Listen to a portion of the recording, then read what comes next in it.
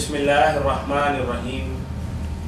معزز خواتین و حضرات، آپ کے پسندیدہ پروگرام فتاوی آن لائن کے ساتھ میں ہوں آپ کا میزبان میاں طاہر، اور اس پروگرام میں آپ کی طرف سے آنے والی فون کالز کے جوابات دینے کے لیے میرے ساتھ تشریف فرما ہیں ملک کی معروف علمی شخصیت محترم مولانا محمد اسحاق مدجلہ العالی۔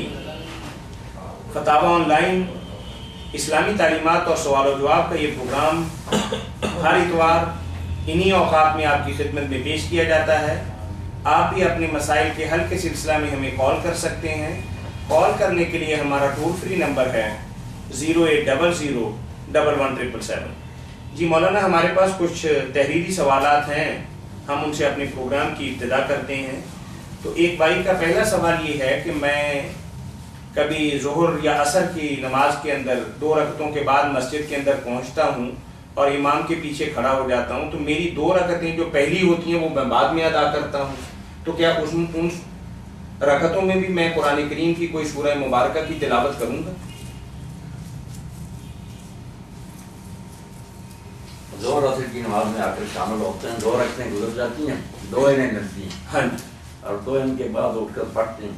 جی بالکل، یہ جس طرح بھی پڑھ لیں پچھڑی رکھتے ہیں، ٹھیک ہی جی، مطلب میں اگر سوچتے ہیں پڑھ لیں تب بھی ٹھیک۔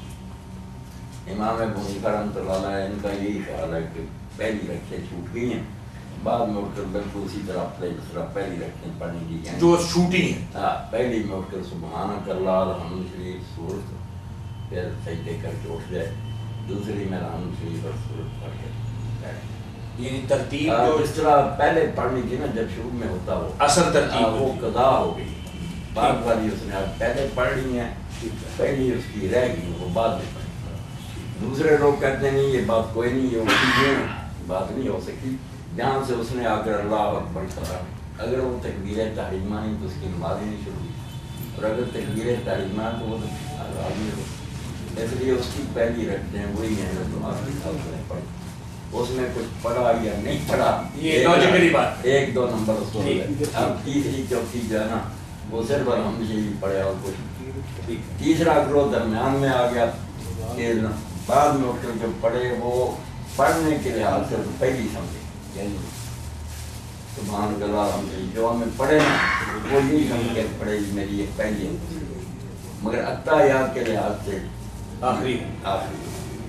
اگر اس مسئلے کو میں رکھنے کا کہ کوئی بات نہ یاری ہے وہ مانو، درمیان والی بات ٹھیک تھی جو آپ نے فرمائی ہے، کہ جہاں سے اللہ اکبر کا وہ اس کی نمبر 1، آگے 2 3 4 سیدھا چلتا جائے، پریشان ہونے کی۔ جزاکم اللہ احسن الجزا۔ بات واضح ہوگی کہ اگر کسی بھائی کی ظہر یا عصر کی 2 رکعتیں رہ گئی ہوں اور تیسری اور چوتھی کے اندر آ کے شامل ہوا ہو، تو یہی سمجھے کہ جس میں شامل ہوا ہے وہ اس کی پہلی ہے، امام کی بے شک تیسری یا چوتھی یا دوسری ہو، آپ کی پہلی ہوگی، یہی بات آپ نے فرمائی نا۔ جزاکم اللہ احسن الجزا۔ کینیڈا سے مسز جمال عظیم نے ہم سے پوچھا ہے جی کہ ایام حیض کے اندر کیا عورت قرآن کریم کھول کر اس کی تلاوت کر سکتی ہے ہاتھ میں پکڑ کے؟ نہیں، ہاتھ میں پکڑ کر نہیں تلاوت کر، زبانی کو یاد ہو نا وہ پڑھ، یعنی قرآن کریم ہاتھ کے اندر نہیں پکڑا جانا۔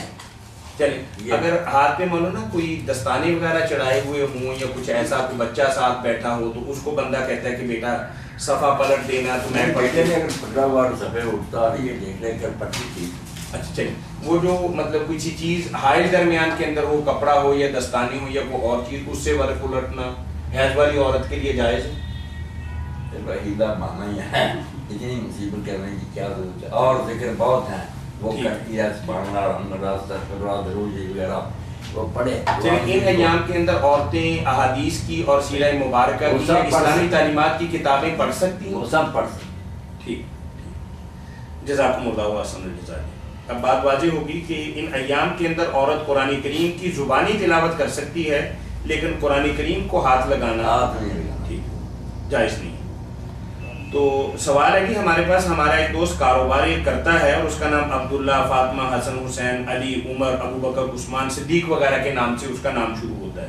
تو بھائی کہہ رہے ہیں کہ اگر وہ وزٹنگ کارڈ بناتا ہے تو جب اس کا وقت یا ضرورت ختم ہو جاتی ہے تو ہم ان چیزوں کو زمین پہ پھینک دیتے ہیں، تو اس سے ان اسلامی ناموں کی بے حرمتی نہیں ہوتی؟ تو اگر آدمی اس کی بجائے ایم ایس لکھ لے محمد صدیق اور ابو بکر کی جگہ اے زیڈ بنا دے کہ ابو بکر ذوالفقار وغیرہ، تو کیا ہے زیادہ بہتر نہیں؟ کر لے ایسے جتنا ہو سکے یعنی اے ڈی اللہ دیتا بنا لے بجائے اللہ دیتا بچنا چاہیے، نیک ہے ارادہ اس کا، لیکن اس سے مولانا مقصد پورا نہیں ہوتا، کیونکہ آپ کسی ادارے کے اندر جاتے ہیں تو آپ اپنا نام کہتے ہیں کہ میرا نام اے ڈی ہے، تو اس کے شناختی کارڈ کے اوپر اللہ دیتا لکھا ہوتا ہے. اگر آپ کو کوئی امانت ان کے پاس ہے تو آپ کو قطع نہیں دیں گے، خاص طور پر بینک والے تو، اگر آپ نے مخفف رکھا ہوا ہے. ہاں اپنا شناختی کارڈ یا آپ اپنا وزٹنگ کارڈ ان کو دیں گے تو آپ کی بات سنیں گے اور آپ کا کام بھی کریں گے، اور جو آپ کی امانت ہوگی آپ کے حوالے بھی کریں گے. بینک وغیرہ کے لیے دستاویزیں تو ہمارے شناختی کارڈ ہے نا، وہ دکھائے گا، اگر اسے یہ نام بھی پورا بتائیے. یہ دوسرا ہے نا کہ جو زمین پر پھینک دیے جاتے ہیں ان کی بات کی کریں. یہ ٹھیک ہے، جزاکم اللہ واسن الجزا. ہمارے دوست یہاں تشریف فرما ہے، انہوں نے بہت ہی اچھا ایک سوال پوچھا ہے کہ میں گردے کا مریض ہوں اور گرمیوں میں روزے آئے تھے تو پانی بہت زیادہ پیا جاتا ہے اور میری استطاعت نہیں تھی کہ میں روزہ رکھ سکوں. تو آپ جیسے صاحب علم لوگوں نے بتایا کہ میں اپنے روزے قضا کر کے سردیوں کے دنوں کے اندر رکھ سکتا ہوں. کہتے بدقسمتی سے سردیاں شروع ہوئی تو آج کل کرتے کرتے میں صرف 15 روزے ہی رکھ سکا ہوں اور 15 میرے ذمے ابھی بقایا ہے. تو ان حالات کے اندر موسم بھی بدل گیا، میں مزید روزے بھی نہیں رکھ سکتا. اب میرے لیے شریعت اسلامیہ کی روشنی میں کیا حکم ہے، وضاحت فرمائیں. اگر تو میرے بھائی کی حالت ایسی نہیں کہ روزے نہیں رکھ سکتا اور رکھے تو تکلیف کا اندیشہ، تو اس کو روزے نہیں رکھنے چاہیے. کوئی نیکی نہیں، پیٹ کو روزہ نہ رکھے، ان کی جائے دیا گیا. ایک مسکین کا کھانا جو ہے نا روز کا، اس حساب سے بنا کرنا، درمیانے درجے کرنا، بہت اعلیٰ نہ کیا. اس کا کوئی مزید کفارہ بھی ہوگا، کیونکہ وہ کچھ ان کی سستی کی وجہ سے ایسا ہوا ہے کہ موسم تو بہت اچھا تھا 4-5 مہینے، لیکن یہ سوچ کے کہ یار 10 دن ٹھہر جائیں اگلی شادی کے بعد یا فلاں رسم کے بعد، یا کوئی بات نہیں میں ابھی رکھ لوں گا، ایسے سستی کی وجہ سے لیٹ کرتے گئے. نہیں سستی کا دین میں جاتی تھی نا، اگلا رمضان آنے تک اس کو ٹھیک. اگر اس کی حالت ایسی ہوگی نہیں رکھ سکتا تو نہ اس تکلیف میں پڑے. ٹھیک ہے. چلیے کینیڈا سے ہمارے بھائی ہیں جمال عظیم صاحب، انہوں نے ایک تو آپ کو بہت زیادہ سلام کہا ہے، دعا کی درخواست کی ہے. آپ کے پروگرام کے بارے میں انہوں نے کہا ہے کہ الحمدللہ یہ پوری دنیا کے اندر اپنی نوعیت کی واحد کاوش ہے کہ ایک جگہ پہ عالم دین بیٹھتے ہیں اور خاص وقت پر خاص کال کر کے ہم اپنا جواب لے سکتے ہیں. پہلے تو آپ کو مبارکباد دی، آپ کو دعائیں بھی دیں اور آپ سے دعاؤں کے طلبگار بھی. ان کا سوال یہ ہے کہ وہ کہتے ہیں کہ میں ٹرانسپورٹ کے شعبے سے منسلک ہوں، 14-15 گھنٹے کی میری کینیڈا کے اندر ڈیوٹی ہے اور کسی سڑک پہ ہم نماز بھی نہیں پڑھ سکتے. تو کہتے ہیں کہ مجھے اپنی ڈیوٹی پہ تہجد کے وقت جانا پڑتا ہے، تو میں تہجد کی نماز بھی الحمدللہ پڑھتا ہوں، لیکن اگر میں اس وقت فجر پڑھ لوں، کیونکہ اگر میں وقت پر پڑھنا چاہوں تو میں نہیں پڑھ سکتا. تو میرا مولانا سے یہ سوال ہے کہ کیا میں وقت سے پہلے نماز فجر کی ادائیگی کر سکتا ہوں؟ وقت سے پہلے تو نماز کی ادائیگی کا دین میں کوئی تصور نہیں. بعد میں ہے کہ اگر نہیں وقت پر پڑھ سکتے تو اور اصل کے ساتھ آپ چلا کر کے پڑھ لیں. اور اگر ممکن ہو گاڑی میں بیٹھے بیٹھے آپ چلاتے ہیں، جدھر کو گاڑی جا رہی نہ اٹھے نہ سجدے کریں، بس اشارے سے ہی نہ اللہ اکبر پڑھیں، تھوڑا سا سر جھکا دیں، گاڑی کو چلنے دیں اور وقت کے اندر پڑھ لیں، تو یہ سب سے خدا کی ہے نا. وقت سے پہلے تو نماز ہی نہ ہو سکے. نہیں مولانا آپ یہ پڑھ لیں، بے شک قبلہ رخ نہ ہو، گاڑی چلتی رہے، آپ تھوڑا سا سر جھکا کرنا. یہ فرض نمازوں کے اندر بھی یہ گنجائش کر ہے. سکتے. اور لمبا چوڑا جو ہے نا کہ 3 تسبیحیں 4 اتنا نہ کرے، جو ہے نا کہ 3 تسبیحیں 4 اتنا نہ کرے، سبحان ربی العظیم ایک بار بس کافی. اس کا حالت میں نماز ادا کرنا ہماری اطمینان سے پڑھی سے انشاءاللہ 1000 درجہ بہتر. عقلی اعتبار سے تو آپ کی بات سمجھ میں آتی ہے، کیا نقلی اعتبار سے بھی آپ کوئی دلیل مرمت فرمائیں گے؟ بالکل یہی بات نہیں، کوئی اس کی دلیل مطلب دلیل وہی کشتی والی ہے، کشتی سے اتر نہیں سکتے تھے لوگ، تو کہا کشتی میں پھر وہ نماز پڑھ لیں. ٹھیک ہے. جزاکم. جمال بھائی آپ کے سوال کا بہت ہی خوبصورت جواب مولانا نے آپ جیسے بہت سے بھائیوں کے لیے دیا جو دیار غیر کے اندر رہتے ہیں اور نمازوں کے اوقات ان کے لیے کافی مشکل ہوتا ہے اس کو سنبھالنا. تو مولانا نے یہ فرمایا کہ آپ وقت سے پہلے تو نماز پڑھ ہی نہیں سکتے، نہیں، اور وقت کے بعد پڑھ سکتے ہیں، لیکن اس کی بجائے اگر آپ ڈرائیونگ سیٹ پر ہی بیٹھے بیٹھے اشارے کے ساتھ بے شک چند کلمات ہی ادا کریں، صرف فاتحہ کر کے سر کو جھکا دیں، اور پھر ایک آدھ دفعہ تسبیح آپ کر لیں اور اس طریقے سے سلام پھیر دیں تو یہ اللہ تعالیٰ کے ہاں بہت زیادہ پسندیدہ عمل گنا جائے گا۔ سنت اور نفل وغیرہ چھوڑ دیں، صرف فرض ہی اس طرح پڑھ لیں، انشاءاللہ خیر ہے۔ جب سفر ختم ہو پھر اطمینان سے نمازیں پڑھیں، جو نمازیں سفر کے بعد آئیں وہ اطمینان سے پڑھ لیں، یا تو اس کو آپ مؤخر کر سکتے ہیں کہ اگلی نماز جب بھی آپ کو ملے اس کے ساتھ ملا کے پڑھ لیں، تو یا مولانا نے ایک درمیانی شکل بتائی ہے کہ آپ اپنی سیٹ پر بیٹھے ہوئے بھی اشارے کنائے کے ساتھ بھی نماز کی ادائیگی۔ مؤخر کرنا یا قضا کرنا جو ہے نا خطرے کی بات ہے، گناہ یہ ہے، نہ وقت سے پہلے نہ وقت کے، وقت کے اندر اندر میرے بھائی جس طرح آپ تھوڑا بہت سارخام کر سکتے ہیں نا کر لیں، بے شک قبلہ رخ نہ ہو، سجدہ نہ کر سکیں، اشارہ ادھر کر لیں۔ ٹھیک ہے جی، ٹھیک ہے مولانا۔ ایک بھائی ہیں ہمارے حافظ نعمان صاحب امریکہ سے، آپ کے ساتھ بھی ان کا بہت اچھا رابطہ ہے، تو انہوں نے چند دن پہلے ایک سوال آپ سے پوچھا تھا کہ کیا حضرت عبداللہ بن عباس رضی اللہ تعالیٰ عنہ نے کسی ایسے ہوا کہ انہوں نے جمعہ نہ پڑھایا ہو اور اذان کے اندر ہی یہ بات کہہ دی ہو کہ الا صلو فی الرحال؟ نہیں، جمعہ تو پڑھایا انہوں نے، مگر اس لیے کہ کیچڑ ہے، لوگ اس طرح اگر ان کو کہیں حی علی الصلاۃ یہ تو پابند ہو جائیں گے آنے کے لیے، تو مشکل میں پھنسیں۔ انہوں نے پھر جمعہ کی اذان میں مؤذن کو کہہ دیا کہ حی علی الصلاۃ یا الفلاح کی بجائے نا الا صلو فی الرحال یہ کہہ دو، تو لوگ حیران ہوئے کہ یہ جو آپ نے کروایا کہ گھروں میں نماز پڑھ لو یہ کیا ہوا؟ انہوں نے کہا جو کائنات کے بہترین تھے رسول کریم صلی اللہ علیہ وسلم انہوں نے کروایا، تو میں اگر حی علی الصلاۃ کہتا تو جمعہ ان پر فرض ہو جاتا، آنا پڑتا، اس مصیبت میں پڑتے، کیچڑ میں کیسے دلدل میں دھنس جاتے ہیں۔ یہ صحیح بخاری سب کتاب میں، یعنی صحیح بخاری میں یہ روایت ہے۔ اچھا، تو ایسا بھی ہوا تھا کہ اس دن انہوں نے جمعہ اور عصر کی نماز کو ملا کے پڑھایا ہو؟ نہیں یہ نہیں ذکر اس میں، آپ تو آئے تھے نا مسجد میں، تھوڑے سے بندے تھے کے ساتھ پڑھ لیا۔ ٹھیک ہے، ٹھیک ہے جی۔ مولانا بھائی کا سوال یہ ہے کہ ابھی بیٹھے بیٹھے انہوں نے ہمیں سوال بھجوایا ہے اور آپ سے رہنمائی چاہ رہے ہیں کہ وہ کہتے ہیں کہ کیا سجدہ سہو صرف فرض نماز ہی میں کرنا چاہیے یا نوافل یا سنتوں کے اندر بھی اگر کوئی کمی بیشی ہوگی ہو تو اس میں سجدہ سہو کرنا چاہیے، یا اس کا تعلق صرف فرض نمازوں کے ساتھ ہی ہے؟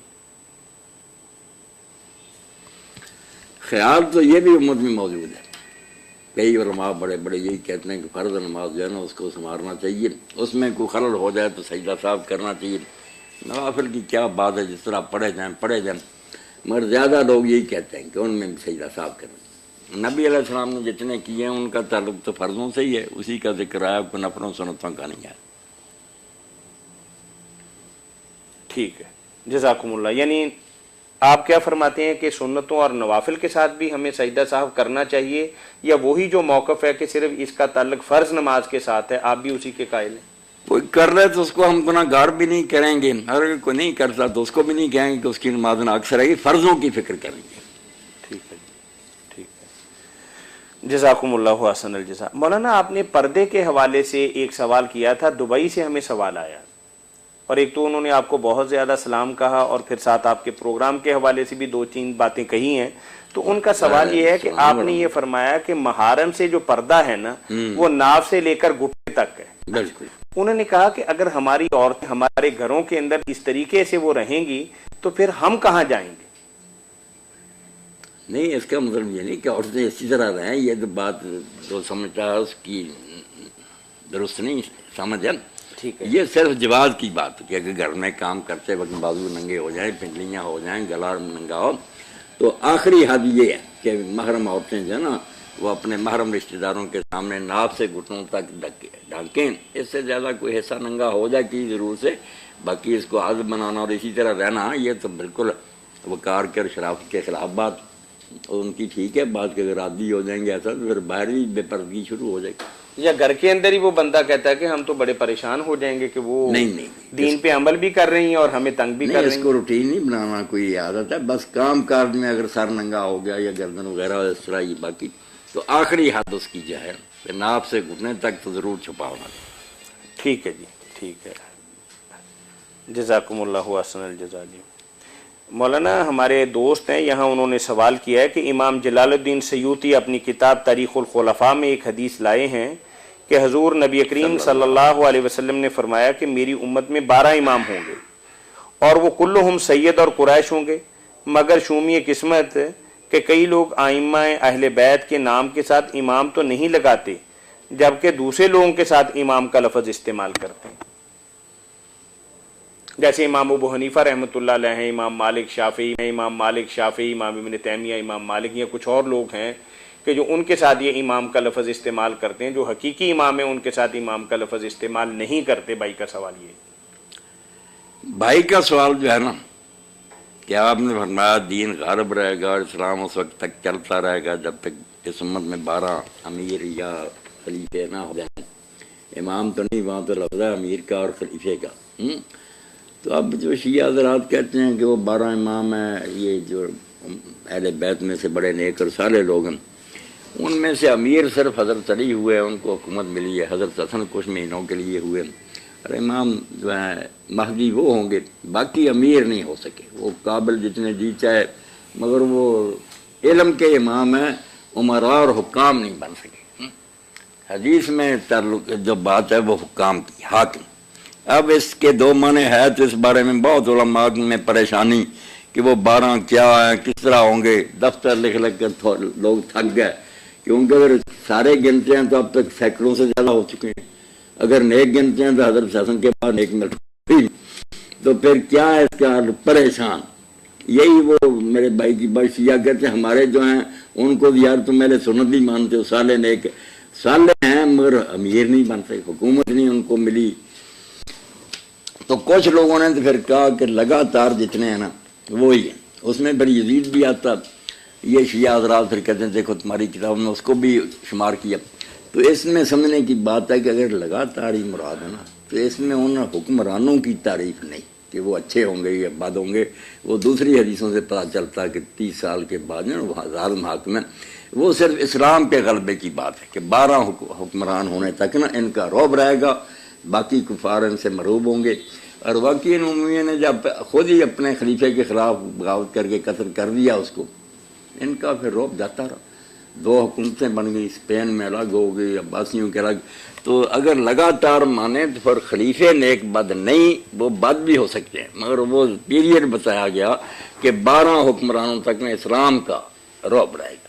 اسی طرح یا پھر جو امام ابن تیمیہ اور ابن کثیر نے کہا کہ 12 ہوں گے مگر ان میں لگاتار ہونا شرط نہیں، وہ قیامت تک ہوں گے۔ کچھ ہو گئے عمر بن عبدالعزیز، کچھ پھر امام مہدی سے پہلے، آخری قیامت تک ہوں، قیامت تک۔ یہ 2 تشریح ٹھیک، یعنی اس میں تسلسل والی بات نہیں ہے، صرف یہ کہ کوانٹٹی پوری ہوگی، 12 ہو جائیں قیامت تک نیک۔ اچھا، امامت کا درست مفہوم کیا ہے مولانا آپ کی نظر میں؟ امامت جس آدمی کو لوگ اپنا لیڈر مانے، پیشوا مانے، اگر علم میں مانے تو علم کا امام ہے، نماز میں کھڑا کر رہے ہیں اگر اس کی اقتدا میں نماز پڑھیں وہ امام صلاۃ ہے۔ اگر حکومت اس کو دے دی جائے تو امامت کبریٰ ہے اس کی۔ ٹھیک، مطلب اس کا یہ ہے کہ دنیاوی اعتبار سے کسی کو مطلب نیک صالح انسان کو اپنا بڑا بنا لیا جائے، یا دینی اعتبار سے کسی کو اپنا پیشوا سمجھ لیا جائے؟ برے کو بھی جیسے بنائے، قرآن کہتا نا کہ وہ فرعون کے ائمہ تھے، وہ دوزخ کی طرف بلاتے تھے۔ برے بھی امام ہیں، نیک بھی ہے، جو بھی کسی قوم اور امت کا پیشوا بنا ہوا ہے جس کے وہ پیچھے چل رہے ہیں، نیک ہے تو ان کی اچھی قسمت ہے، بعد ہے تو بھگتتے پھریں گے۔ ٹھیک، جزاکم اللہ حسن الجزا۔ وَجَعَلْنَاهُمْ أَئِمَّةً يَهْدُونَ إِلَى الْحَقِّ۔ بھائی کا سوال یہ ہے کہ کیا یہ بات صحیح ہے کہ ابن عباس رضی اللہ تعالیٰ عنہ اپنے کسی شاگرد کو یا مرید کو بچانے کے لیے اعتکاف سے باہر آ گئے تھے اور باہر نکل کے رو بھی پڑے تھے؟ نہیں، یہ میرے ذہن ایسی کوئی بات نہیں۔ ٹھیک ہے، حضرت حسن رضی اللہ کے بارے میں آج لکھا ہوا کہ ایک شخص آیا، یہ اعتکاف میں تھے تو اس کے ساتھ ہی اٹھ کر چلے گئے، تو کسی نے یاد دلایا کہ آپ تو اعتکاف میں، اور میں 30 دن مسجد نبوی میں اعتکاف کروں، اس سے بہتر ہے کسی حاجت مند کے ساتھ جاؤں اور اس کا وہ کام کرا دوں۔ ٹھیک ہے مولانا، ہمارے بھائی ہیں آدم قریشی، آدم قریشی یو کے میں رہتے ہیں، ماشاء وہ آپ سے پہلے بھی پوچھتے رہتے ہیں۔ ایک سوال ان کا پچھلے دنوں آیا بھی تھا جس کا آپ نے بہت ہی خوبصورت جواب دیا تھا کہ اللہ تعالیٰ نے ایک آدم کو پیدا کیا تھا یا نسل آدم کو ہی پیدا کیا تھا جو اتنی مخلوقات دنیا کے اندر پائی جاتی ہے؟ انہوں نے ایک جی آدم ایک ہے، وہ آپ نے وضاحت فرما دی تھی 3 ہفتے پہلے۔ تو آج ان کا ایک اور ای میل کے ذریعے سوال ہمیں موصول ہوا ہے، اور اس میں وہ فرماتے ہیں کہ 7 زمینیں اور 7 آسمان، اس کی ایک تھوڑی سی تفصیل بتا دیں۔ کہ یہ کس اعتبار سے ہم 7 زمینیں شمار کریں گے اور کیسے ہم 7 آسمان شمار کریں گے؟ کہ ہم تو یہ کہتے ہیں کہ اللہ تعالیٰ آسمانوں میں ہے یا آسمان سے ہمیں رزق آتا ہے، تو پھر ہمیں کچھ تفصیلات تھوڑی سی آپ اس کی جو گنجلک سی ہے وہ بتانی پڑے گی کہ کس آسمان سے ایسا ہوتا ہے کہ اللہ کون سے آسمان پہ ہیں؟ اللہ کا تو کیا ہم بتائیں، ہم اس کے بارے میں کچھ بھی نہیں جانتے، بس یہی ہے کہ وہ ہے اور ہم اس کے بندے۔ باقی 7 آسمان تو قرآن میں بہت مرتبہ آیا کہ اللہ نے 7 آسمان بنائے۔ زمین ایک ہی صورت ہے جس میں اشارہ کیا کہ اللہ سورہ طلاق میں فرماتا ہے کہ اللہ نے 7 آسمان بنائے، وَمِنَ الْأَرْضِ مِثْلَهُنَّ، اور انہیں کی طرح زمینوں میں سے ہی بنایا۔ حدیث پاک میں 7 آسمان 7 زمینوں کا بہت ذکر ہے، واضح بیان کے قرآن میں 7 آسمانوں کا بار بار ذکر ہے، زمین کا ایک ہی دفعہ ہے، ہاں زمین کا ایک ہی سورہ طلاق کے طلاق کے جزاکم اللہ۔ حدیث پاک میں بہت ہے، اسی لیے کہا نا کہ جو ایک برش پر کسی کی زمین زبردستی چھین لے غاصبانہ تو 7 زمینوں تک پھر ہونا اللہ تعالیٰ وہ ٹکڑا بنا کر اس کے گلے میں ڈالے گا اور جہنم میں پھر وہ اس کو لے کر بھونتا رہے گا۔ ساتوں کیا آسمانوں 7 آسمان؟ تھوڑی سی اس کی وضاحت فرمائیں۔ نہیں وضاحت کچھ نہیں، بس ہمیں نا مہمیز دی ہے، بس ذرا ایڑی لگائی ہے کہ آگے سے آگے چلو، زمین اور بھی آسمان اور بھی ہے۔ ٹھیک ہے جی۔ ان کا دوسرا سوال یہ ہے مولانا، اسی رنگ و بو میں الجھ کر نہ رہ جاؤ۔ انگریزی میں انہوں نے لکھا ہے کہ where is the location of جوج ماجوج اینڈ دجال، یعنی جوج ماجوج کہاں پائے جاتے ہیں، اور دجال کے بارے میں بھی تھوڑی سی انہوں نے آپ سے رہنمائی اور وضاحت چاہی۔ یاجوج ماجوج کے بارے میں تو ہم اپنے بھائی سے کچھ تعاون کر سکتے ہیں کہ یاجوج ماجوج جیسے لوگوں کے تصور میں نا کہ وہ بارشتی اتنا ان کا قد ہے، کان اتنا لمبا ہے کہ نیچے بچھا لیتے ہیں کہ اوپر لے لیتے ہیں، اور ان کی ایک اور جو ہے نا وہ 1000 بچہ جانتی ہے، اور یہ ہے، یہ سب افسانے ہیں، دین سے ان کا کوئی تعلق نہیں۔ یہ یاجوج اور موجوج نوح علیہ السلام کے بیٹے یافس کے 2 بیٹے ہیں، پوتے ہیں نوح علیہ السلام کے، ان کی جو نسلیں ہیں نا وہ یاجوج ماجوج کی نسلیں، یہ نہ کوئی گالی ہے نہ کوئی برا لفظ ہے، یہ سارا وسط ایشیا جو ہے نا، تاشقند، بخارا، سمرقند، یہ ساری قومیں جتنی ہیں یہ انہی کی اولاد، یہ ایشیا جس کو یوکرائن، یہی ان کا علاقہ۔ ٹھیک ہے۔ انہی سے بچنے کے لیے لوگوں نے چاروں طرف سے نا پھر دیواریں بنائی ہوئی ہیں، کچھ گر گئی ہیں، کچھ اب بھی قائم ہے۔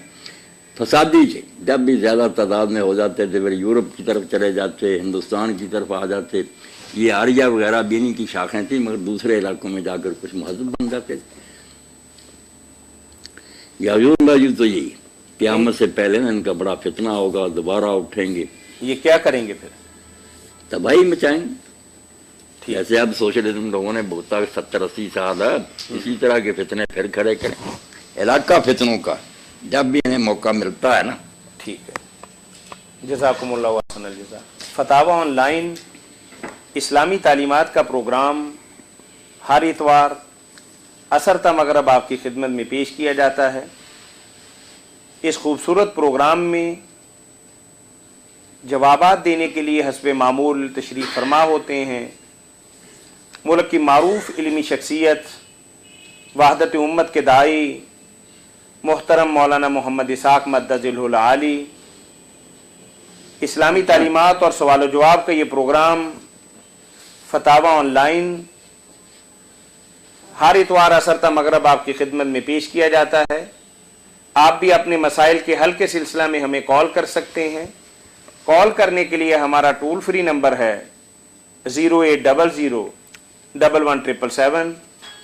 یاد رہے کہ یہ پروگرام ہر اتوار عصر تا مغرب آپ کی خدمت میں پیش کیا جاتا ہے، اور آپ تحریری فتویٰ کے حصول کے سلسلہ میں بھی ہمارے ادارہ سے رابطہ کام کر سکتے ہیں، اور اس کا تحریری جواب بھی آپ کو دیا جاتا ہے۔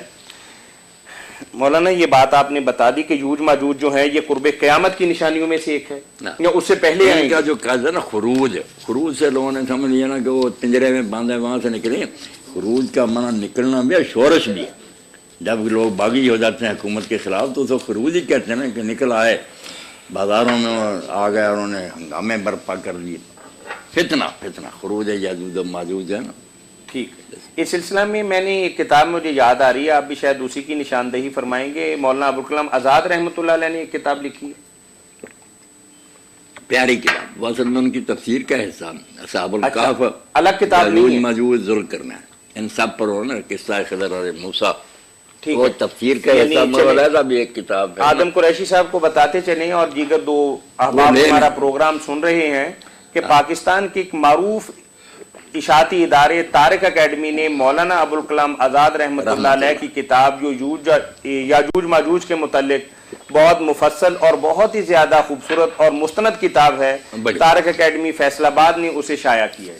مولانا اگر آپ اس کتاب کا مطالعہ کریں گے تو آپ کے ذہن کے اندر آنے والے بے شمار اشکالات جو ہیں الحمدللہ وہ حل ہو جائیں گے۔ اور آپ کے حوالوں سے انہوں نے ثابت جی کیا، ٹھیک ہے، بہت اچھا بتایا۔ یہ ہمارے پاس ایک تحریری سوال ہے مولانا، کیا یزید کے کہنے سے امام حسن مجتبیٰ کی بیوی جودہ بن اشعث نے آپ کو زہر دیا تھا؟ جادہ نے انہوں نے پیش لکھ کے ڈالا ہے، جی پتہ نہیں کیا ہے۔ زبر ہے، جادہ بنت اشعث نے آپ کو زہر دیا تھا تاکہ بعد میں تم سے شادی کر لوں گا، لیکن اس کے بعد بتا رہے ہیں کہ وہ مکر گیا۔ کیا واقعی ایسا ہوا تھا؟ اور جب ان کی قے آئی تو ان کے جگر کے ٹکڑے ان کے منہ کے راستے قے کی شکل کے اندر باہر نکلے تھے؟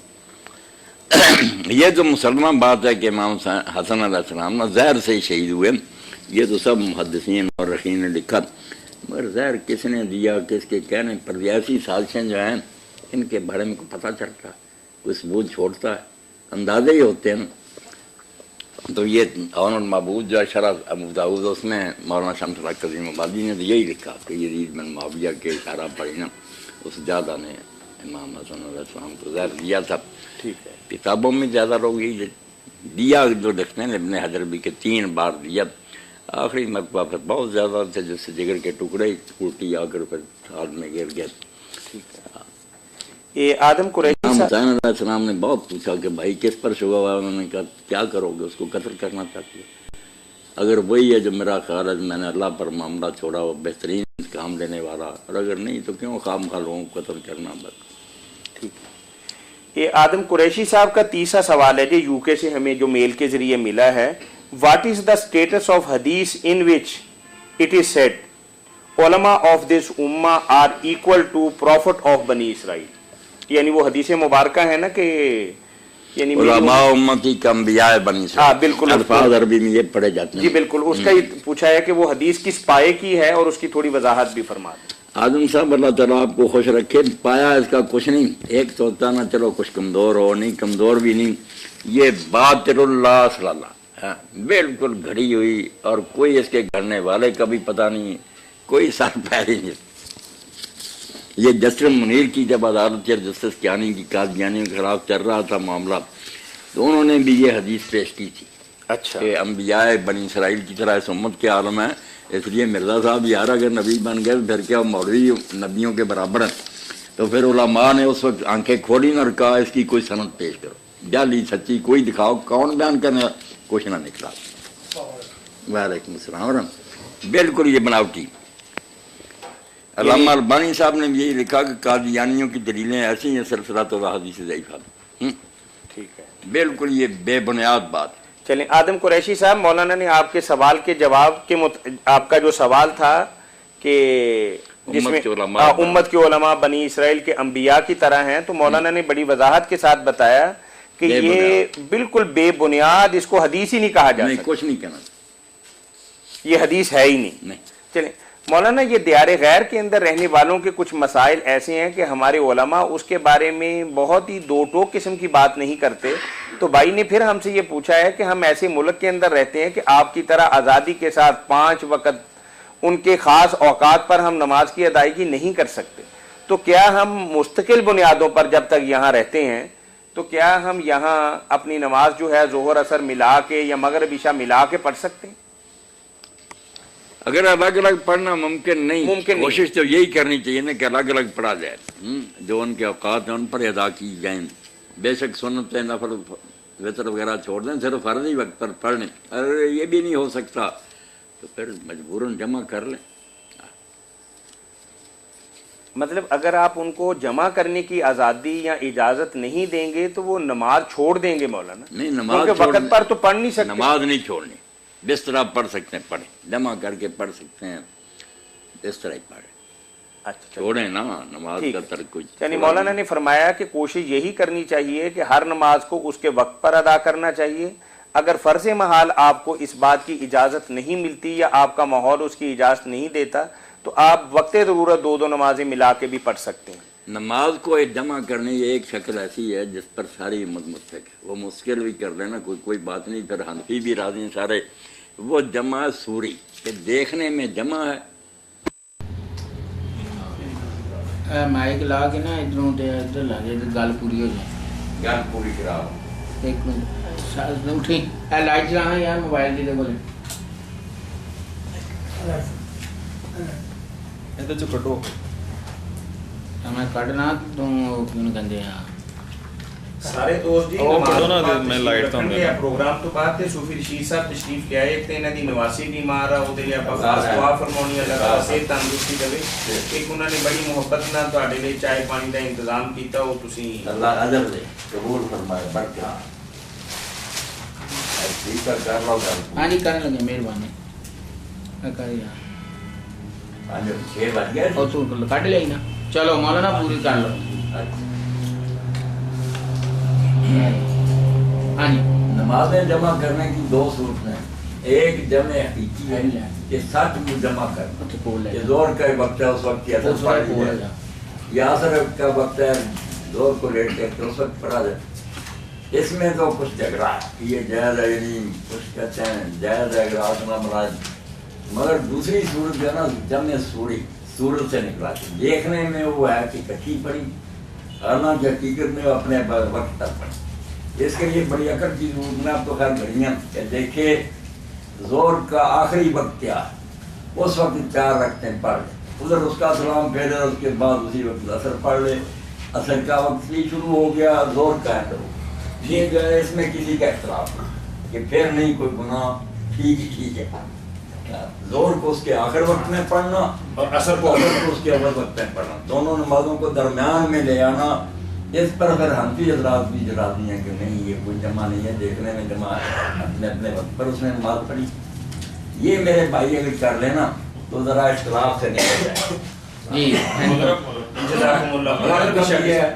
کو ذرا لیٹ کریں. عشاء کو ذرا پہلے پڑھیں. 45 منٹ یا 50 منٹ بعد نا سورج غروب ہونے کے دونوں کو اکٹھا کر لیں. جزاکم اللہ احسن الجزاء. اس خوبصورت جواب کے ساتھ ہی ہم شکر گزار ہیں وحدت امت کے داعی مفتی مولانا محمد اسحاق مدہ ذلہ العالی کے جو فتاوی آن لائن میں آنے والی فون کالز اور براہ راست پوچھے گئے سوالات کے جوابات مرمت فرما رہے تھے. آپ بھی گھر بیٹھے دینی رہنمائی حاصل کر سکتے ہیں. کال کرنے کے لیے ہمارا ٹول فری نمبر ہے 0800 0800777 اس کے ساتھ ہی محترم مولانا محمد اسحاق مدہ ذلہ العالی اور پروگرام کے میزبان میاں طاہر اور ہمارے میڈیا مینیجر شفیق الرحمان مغل کو اگلے اتوار تک کے لیے اجازت دیجیے. اللہ حافظ. السلام علیکم ورحمۃ اللہ وبرکاتہ.